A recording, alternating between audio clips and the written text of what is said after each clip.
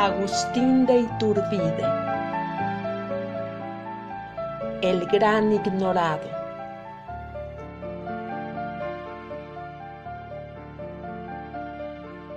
Agustín Cosme Damián de Iturbide y Aramburu nació el 27 de septiembre de 1783 en la ciudad de Valladolid, Michoacán, hoy conocida como Morelia.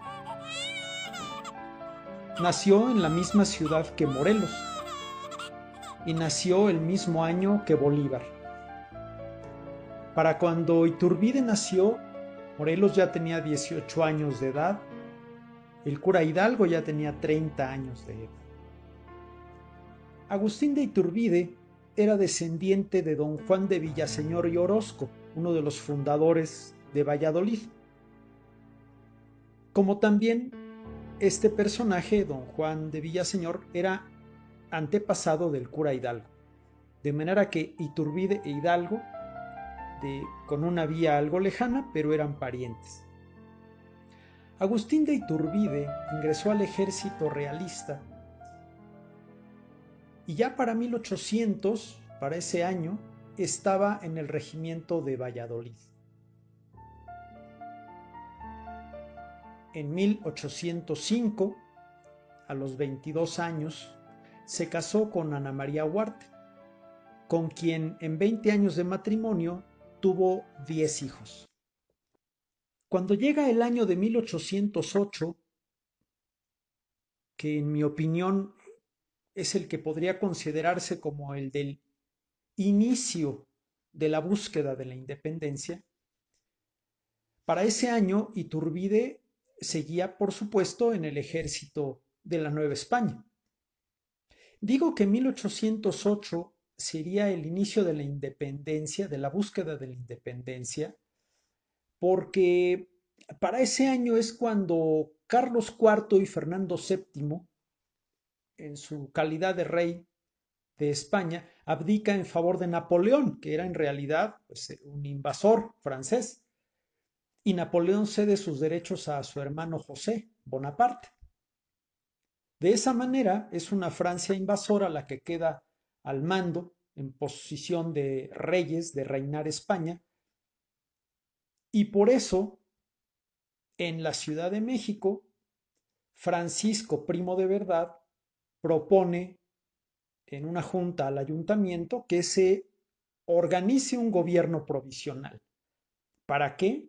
Para dirigir el destino de la Nueva España disociado, apartado, independiente de lo que esos usurpadores franceses dictaran desde el trono español. Sin embargo, para el 11 de septiembre, que ya queda establecida una agrupación llamado los Patriotas de Fernando VII, pues pretenden derrocar al virrey de la Nueva España, que en ese momento era Iturrigaray, por estar dando oídos y cabida a que se propusieran semejantes ideas como la de Primo de Verdad. Primo de Verdad no era el único, era uno de los que la sostenía, pero no era el único. Junto con él estaban personajes como Azcárate y Talamantes. Estos ideólogos de esta idea de independencia, pues al ser derrocado el virrey Iturrigaray, estos ideólogos fueron apresados. Primo de Verdad, 19 días después de haber sido apresado, muere en la cárcel. Talamantes en la prisión de Ulúa. Y Azcárate estuvo preso 3 años. De estos 3 personajes, Azcárate alcanza a vivir lo suficiente para ver consumada la independencia por Agustín de Iturbide. Después de este año de 1808, pues suceden eventos donde ya no tiene una efervescencia. Hay una continuación, pero no creció, no llegó a una efervescencia. Hay encuentros, hay pláticas, como sabemos que son las que tenían el cura Hidalgo con Allende en el domicilio de Josefa Ortiz de Domínguez y su esposo el corregidor. Y para 1810 es de todo sabido que en septiembre en Dolores el cura Hidalgo inicia el movimiento armado. Hidalgo incluso invitó a Iturbide a formar parte de su ejército, lo cual Iturbide rechazó.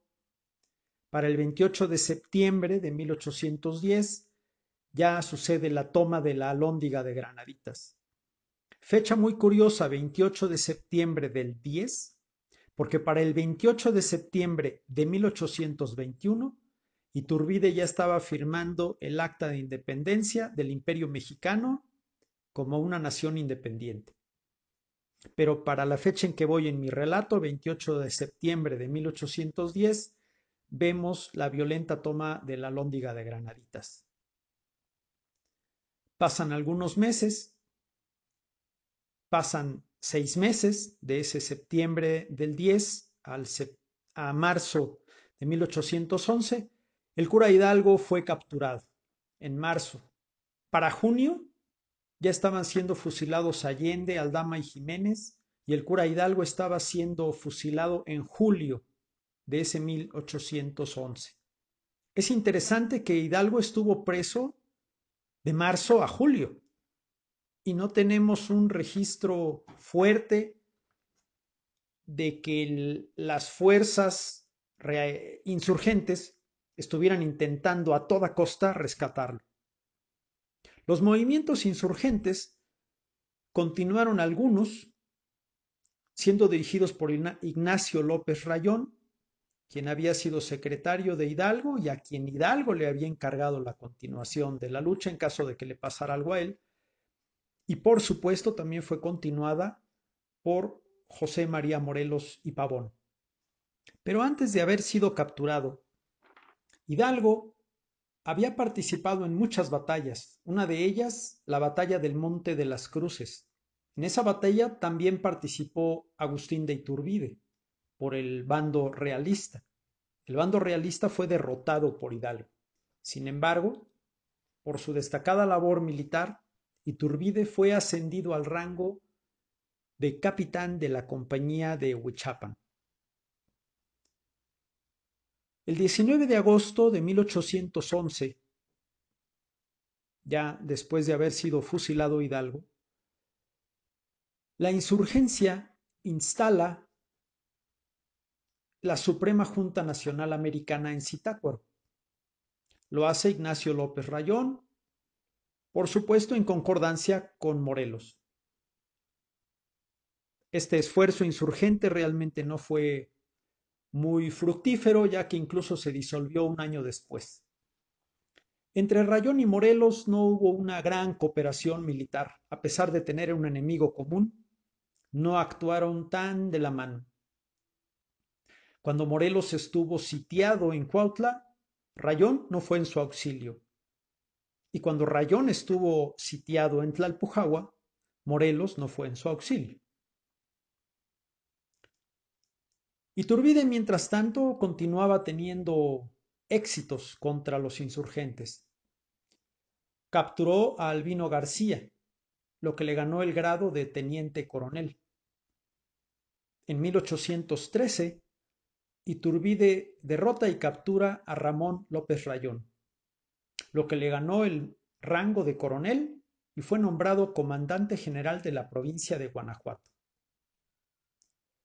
Ese mismo año de 1813 es cuando Leona Vicario, declarada Madre Dulcísima de la Patria, se casó con Andrés Quintana Roo. Ese mismo año de 1813, los insurgentes establecieron el Congreso de Chilpancingo. En él, Morelos leyó los sentimientos de la nación. Se le nombró generalísimo. Ellos emitieron una primera acta de independencia. Participaban Quintana Roo, Ignacio López Rayón, Liceaga, personajes que en esa época estaban con la insurgencia, pero que después del triunfo de Iturbide participarían algunos de ellos en su gabinete. Ese Congreso de Chilpancingo sufrió el asedio realista, por lo tanto tienen que abandonar Chilpancingo se van a Valladolid. En ese lugar hay un encuentro en diciembre de 1813, los días 23 y 24, entre Iturbide y Morelos. Iturbide en su calidad realista de comandante general del Ejército del Norte. Morelos como generalísimo de la insurgencia.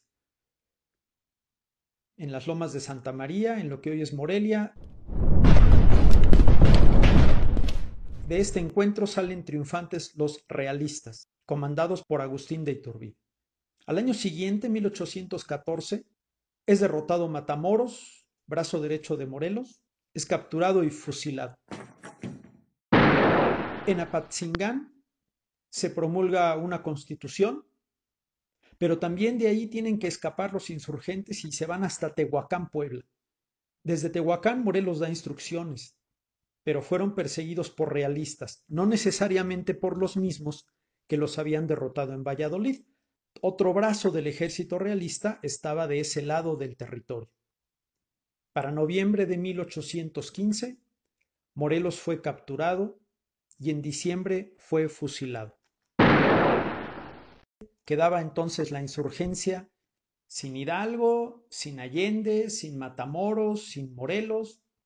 Podríamos decir que los realistas estaban teniendo una gran colección de triunfos. Sin embargo, sucede lo siguiente. El virrey Calleja destituye al realista Iturbide. ¿Por qué? ¿Para qué quebrar? Una de las cabezas del ejército realista más exitosa, si ya estaban teniendo una gran colección de éxitos los realistas, no habían culminado la obra de aniquilar por completo el impulso insurgente, pero iban coleccionando triunfos. ¿Para qué hacer ese quiebre? Bueno, la respuesta formal es que hubo acusaciones contra Iturbide de malversación de fondos, de abuso de autoridad, y se le retiró el mando. Por lo tanto, tuvo él que pasar a plantear su defensa y además ya sin ostentar ningún mando militar.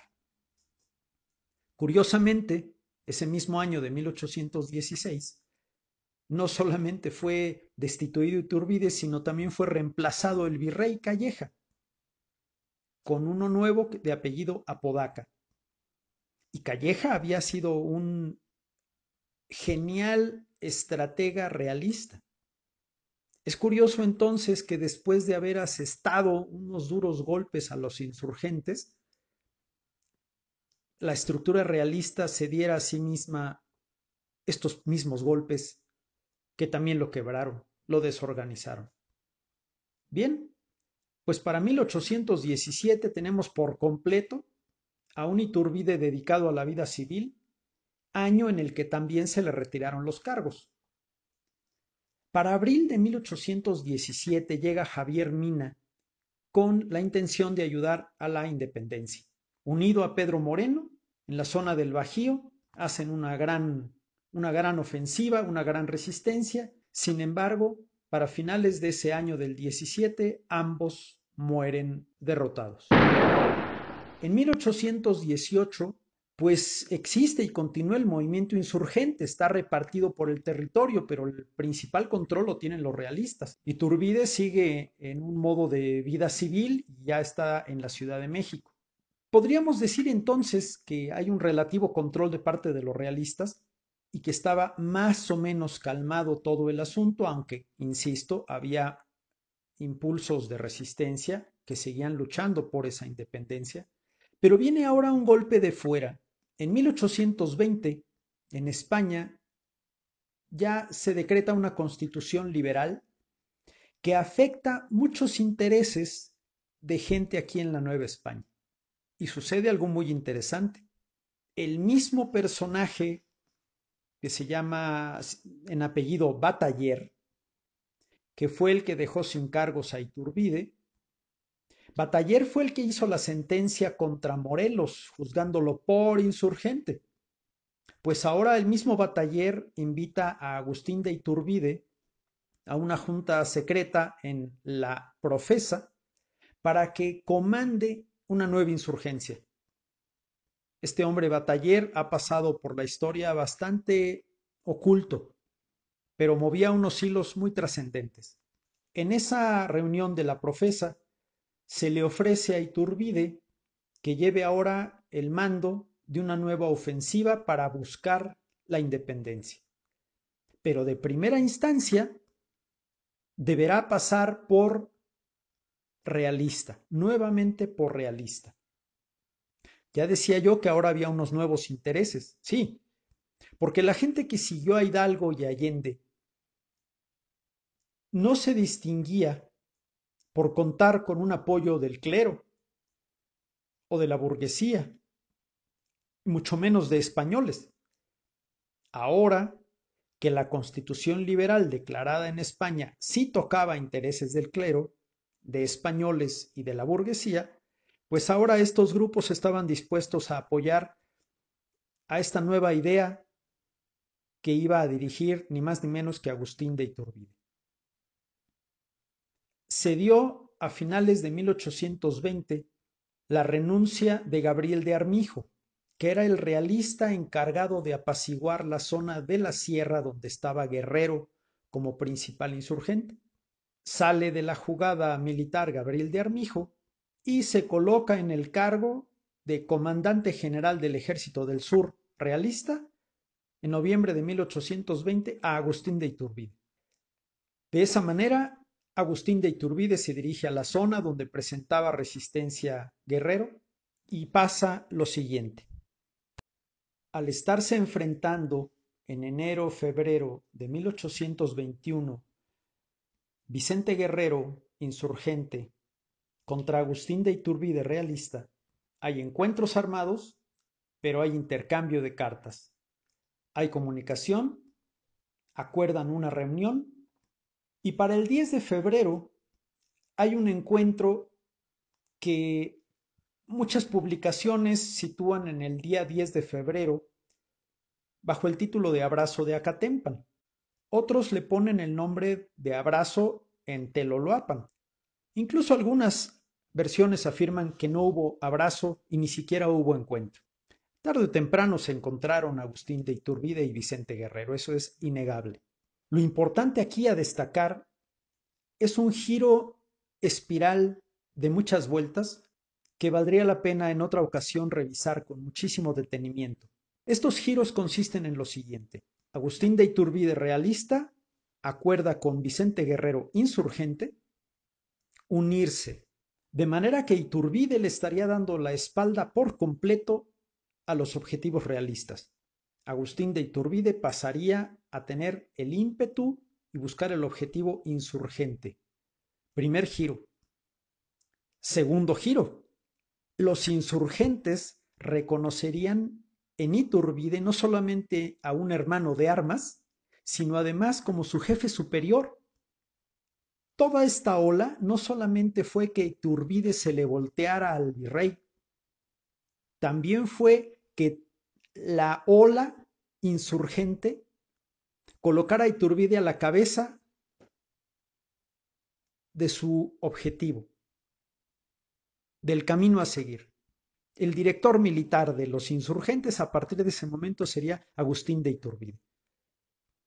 Es de entender el enojo, la reacción del virrey, que incluso lo pone fuera de la ley. Necesitamos entender también por qué los insurgentes lo aceptan como su jefe superior. No se autoproclamó jefe de los insurgentes lo aceptaron como tal. Iturbide, el 24 de febrero de 1821, promulga el Plan de Iguala, en donde buscará, por supuesto, la independencia de la Nueva España. Se imprime y se distribuye, y lo da a conocer a todos. Mandos militares, lo manda al rey, al virrey, a las autoridades de las provincias, a todo el mundo le revela cuál es su plan. Quedó en ese momento decretado fuera de la ley, y tristemente no sería la única vez que lo decretan fuera de la ley. Más adelante, el Congreso mexicano también lo haría.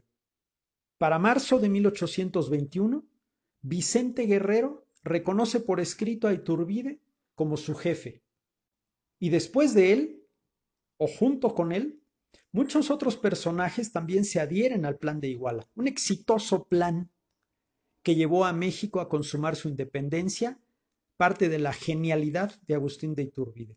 Entre algunos de los que se adhirieron al Plan de Iguala, tenemos a Guadalupe Victoria, a los hermanos Rayón, Rafael, Ramón, Ignacio, a los hermanos que eran conocidos con el apodo de los Pachones, José Joaquín Herrera, Santa Anna, Nicolás Bravo, Andrés Quintana Roo.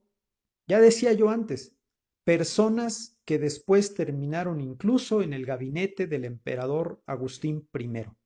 La ruta que siguió Iturbide, después de estas adhesiones y de la promulgación del Plan de Iguala, recorrió Acámbaro, Salvatierra, León, Silao, Valladolid, San Juan del Río, donde se entrevistó con Guadalupe Victoria, Querétaro, Cuernavaca, Cholula, Puebla. Para entonces, los españoles, que estaban viendo que era un fracaso el manejo de la ofensiva realista por parte del virrey Apodaca, lo derrocan y queda entonces a cargo Novella, apellido del que entonces continuaría al mando de las fuerzas militares realistas. Él estaba en la Ciudad de México y los trigarantes, que así se llama el ejército que formó Agustín de Iturbide, bajo la bandera trigarante, que era verde, blanco y rojo, el blanco de la religión, el verde de la independencia y el rojo de la unión. Ese ejército trigarante con la bandera trigarante tiene circundada la Ciudad de México por los puntos de Tepeyac, Tacuba, Tacubaya, Mixcoac, Coyoacán. Para el 30 de julio de 1821 llega el nuevo gobernante de la Nueva España. Ya para entonces el título no era de virrey, sino de capitán general. Llega O'Donoghue e Iturbide, que estaba en Puebla, le manda cartas para citarse con él. La cita sería en Córdoba, Veracruz. De este encuentro en Córdoba, Veracruz, donde están a la mesa Agustín de Iturbide como jefe del ejército trigarante y O'Donoghue como capitán general de la Nueva España, acuerdan, hablan, y del documento que logran, el punto número 1 reconoce la independencia de la Nueva España. El punto número 17 reconoce como único y último obstáculo la situación de Novella en la Ciudad de México.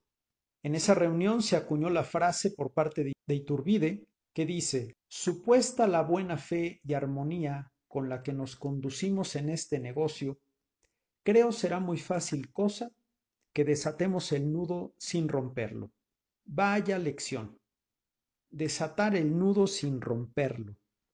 Cómo me gustaría que fuera una frase que los mexicanos frecuentemente tuviéramos en cuenta al momento de dirimir diferencias.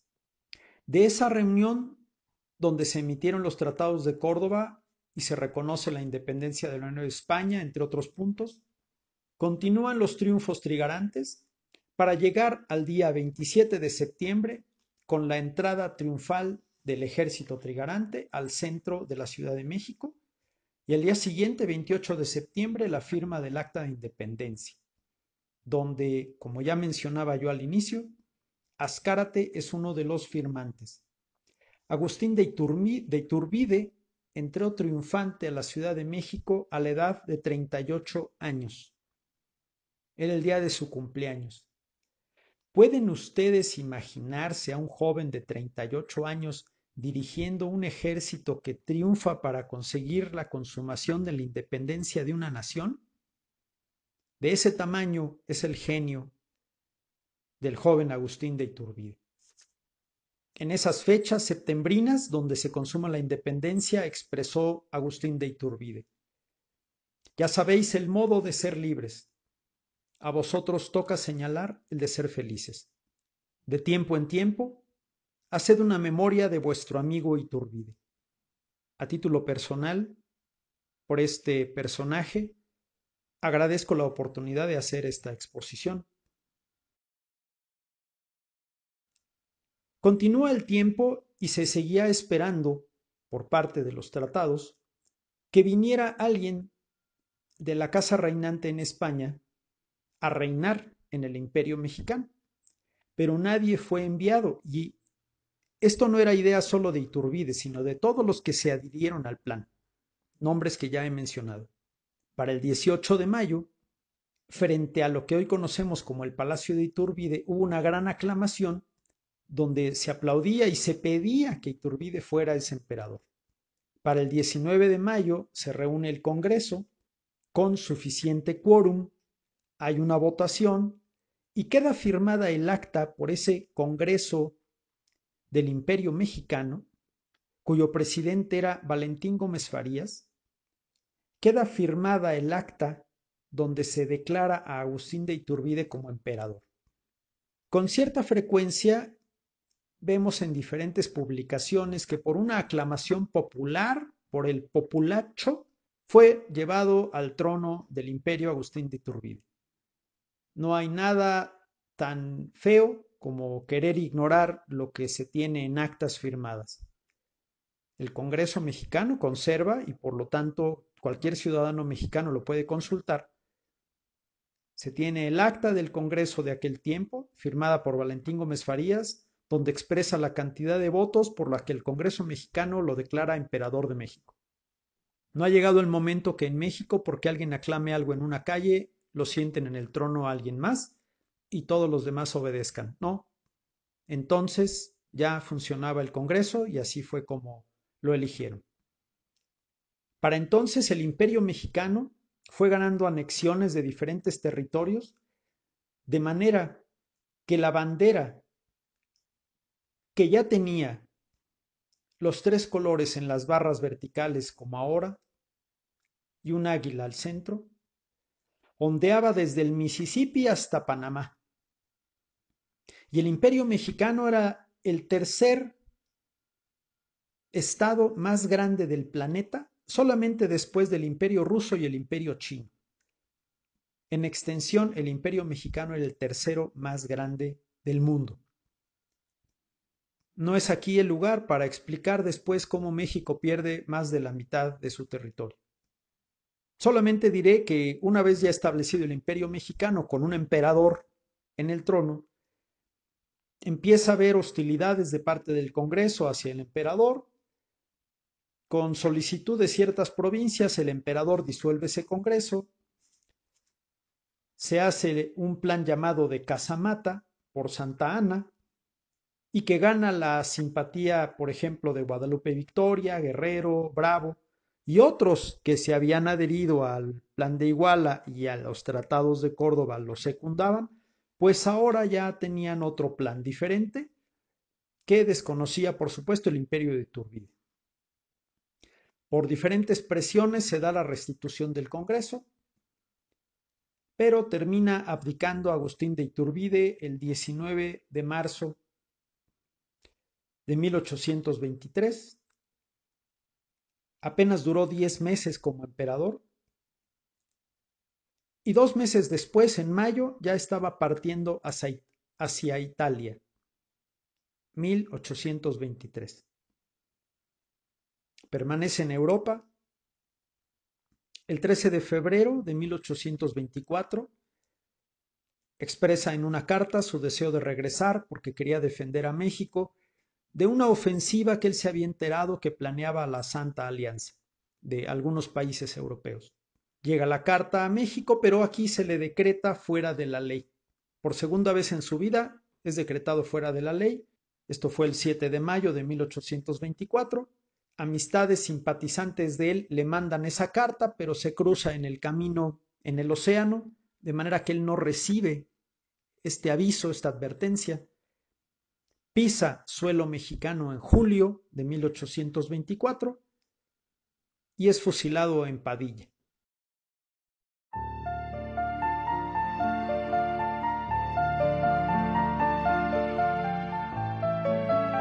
Fue enterrado con el hábito franciscano.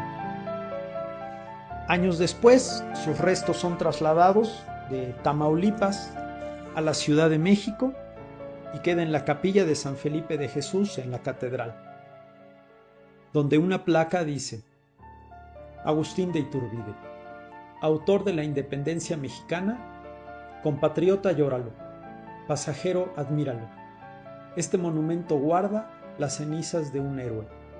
Su alma descansa en el seno de Dios. Cercano al tiempo de los honores y reconocimientos tardíos a quien habían fusilado, triunfa en el concurso del himno nacional el poeta González Bocanegra, que en la versión original del himno, la cual fue premiada y nombrada ganadora, contenía una estrofa que decía, y dice: si la lid contra hueste enemiga nos convoca la trompa guerrera, de Iturbide la sacra bandera, mexicanos valientes seguid. Son muchas cosas las que pueden platicarse de Agustín de Iturbide. Esperemos con esta breve exposición generar algo de curiosidad por conocer más y sobre todo entender más al personaje. Nos convoca la tropa guerrera, de Iturbide la sacra bandera, mexicanos valientes seguid, y a los fieles bridones les sirvan las vencidas enseñas de alfombra, los laureles del triunfo de sombra. Los invitamos a suscribirse al canal.